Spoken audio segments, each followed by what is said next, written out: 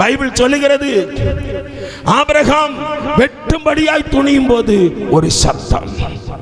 எப்படி? ஆபிரகாமே பாருங்க, எத்தனை சந்தோஷம்.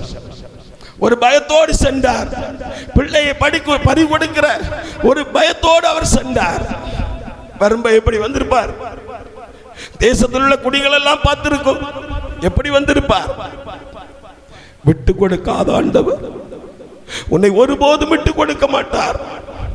மரண கட்டில் இருக்கும்போது அவரை கூப்பிட்டு பாருங்கள், விட்டு கொடுக்க மாட்டார்.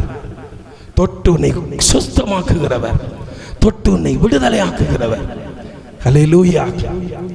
ஈசாக்கை அவர் பலி கொடுக்கும்படியாய் அவர் விடவில்லை.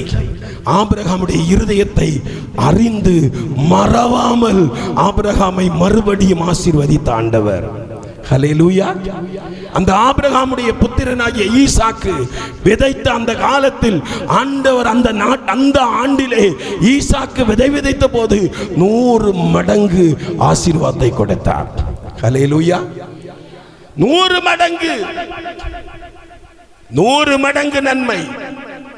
சில வீடுகள்ல 2 பெண் பிள்ளைகள், 3 பெண் பிள்ளைகள், 4 பெண் பிள்ளைகள் இருப்பார்கள். பிள்ளைகளுக்கு சம்பந்தம் பார்ப்பார்கள், ஒன்று நடக்காது.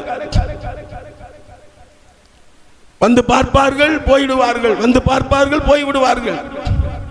வீடும் மறந்து போகும், தாய் தகப்பன் வறண்டு போவார்கள், பிள்ளைகளுடைய வாழ்க்கையும் வறண்டு போகும். காப்பி கொடுத்து கொடுத்து வறண்டு போகும், துவண்டு போவார்கள். அப்ப இவங்க நினைப்பாங்க, ஐயோ என்னை ஆண்டவர் மறந்து விட்டார், என்னை ஆண்டவர் கைவிட்டு விட்டார். சிலர் சொல்லுவாங்க, அந்த வீட்டில் போய் யாரும் பெண் எடுத்தால் உங்கள் குடும்பம் நாசமாகி போகும் என்று சொல்லுவார்கள். அப்படிப்பட்டவர்களும் இங்கே இருக்கிறீர்கள்.